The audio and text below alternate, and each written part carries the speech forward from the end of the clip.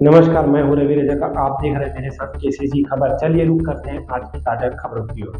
विक्रांत सिंह जी को टिकट मिलने के बाद हजारों की संख्या में बधाई देने पहुंच रहे समर्थक। खैरागढ़ विधानसभा चुनाव की पूरी तैयारी से मैदान में प्रत्याशी घोषित होते ही भारतीय जनता पार्टी में खुशी की लहर नजर आने लगी है।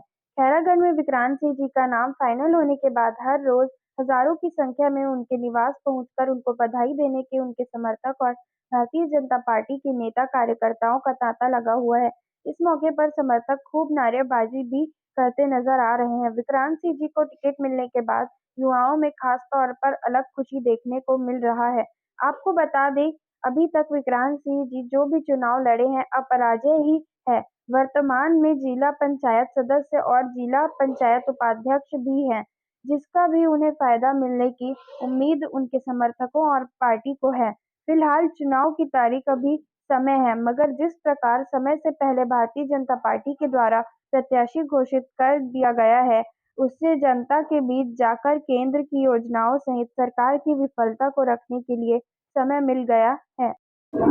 नमस्कार, हम इस वक्त हैं खैरागढ़ विधानसभा क्षेत्र के भाजपा प्रत्याशी माननीय श्री विक्रांत सिंह जी के साथ में, जहां पर जानेंगे कि भारतीय जनता पार्टी के द्वारा उनको जो टिकट दिया गया है उसके बारे में, और जैसे जानकारी मिली है सोशल मीडिया के माध्यम से कि छत्तीसगढ़ प्रदेश के जो मुख्यमंत्री हैं उनके द्वारा उनको टिकट दिए जाने के बाद से जो बयानबाजी मुखिया के द्वारा जो दिया जा रहा है बयानबाजी राजनीतिक रंग जोड़कर, उसके बारे में माननीय श्री विक्रांत सिंह जी से जानेंगे। सबसे पहले तो मैं हमारे राष्ट्रीय नेतृत्व का, प्रदेश के नेतृत्व का और जिला नेतृत्व का आभार व्यक्त करता हूं कि जिन्होंने विधानसभा के प्रत्याशी के रूप में मेरा नाम बढ़ाया। मैं सब और भारतीय जनता पार्टी के हमारे खैरागढ़ विधानसभा के तमाम कार्यकर्ताओं का आभार व्यक्त करता हूं। जिनका प्रेम, जिनका उत्साह आज देखकर यह बात समझ में आ रहा है कि निश्चित रूप से भाजपा की जीत यहाँ से सुनिश्चित है। मैं आभार व्यक्त करूंगा, सबका धन्यवाद दूंगा, सबको सादर प्रणाम करूंगा खैरागढ़ के 2,11,000 जनता को, और जिनका आशीर्वाद मिले और इस क्षेत्र में हम विकास को लेकर एक अच्छा काम कर सकें। मैं तमाम पूरे खैरागढ़ विधानसभा के भाइयों और बहनों, नौजवान मतदाता, हमारे वरिष्ठ बुजुर्ग मतदाता सभी का को सादर प्रणाम करता हूं आपके चैनल के माध्यम से।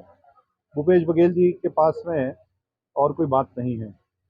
मुझे खुशी हुई कि उन्होंने नेशनल मीडिया पे मेरा नाम लिया, और मुझे हंसी भी आ रही थी उनकी बात सुनकर कि प्रदेश के मुखिया हैं और किस स्तर की बात वो कर रहे हैं। मामा और भांजे की बात उन्होंने कही। खुशी इस बात की हुई कि उनके पास मेरे लिए और कोई दूसरी बात आरोप के रूप में नहीं था, क्योंकि यह पूरा छत्तीसगढ़ ननिहाल है श्री रामचंद्र जी का, और मैं पूरे खैरागढ़ के अपने वरिष्ठ जनता को अपना परिवार मानता हूं, और अधिकांशतः लोग भी एक परिवार के रूप में मुझे स्वीकार करते हैं। और भूपेश बघेल जी को मैं कहना चाहता हूं कि पहले वो अपनी पाटन सीट बचा लें। विजय बघेल जी हमारे एक दमदार प्रत्याशी को भारतीय जनता पार्टी ने प्रत्याशी घोषित किया है, और मुख्यमंत्री की हार सुनिश्चित है, जिससे बौखला कर वो दुनिया भर की अनर्गल आरोप भाजपा प्रत्याशियों पर या भाजपा पर लगा रहे हैं। एक अंतिम बात करना चाहूंगा कि मुख्यमंत्री भूपेश बघेल जी को इस बात की जानकारी होनी चाहिए कि ये मैं कोई घमंड के रूप में नहीं बोल रहा हूँ। मेरी उम्र तक शायद उन्होंने उतना चुनाव नहीं जीता होगा जितना मैं अभी तक जीत चुका हूँ। मैं ये 19 वर्ष से लगातार जनप्रतिनिधि के रूप में काम कर रहा हूँ। 2 बार, एक बार नगर पंचायत का अध्यक्ष था, एक बार फिर नगर पालिका का अध्यक्ष था।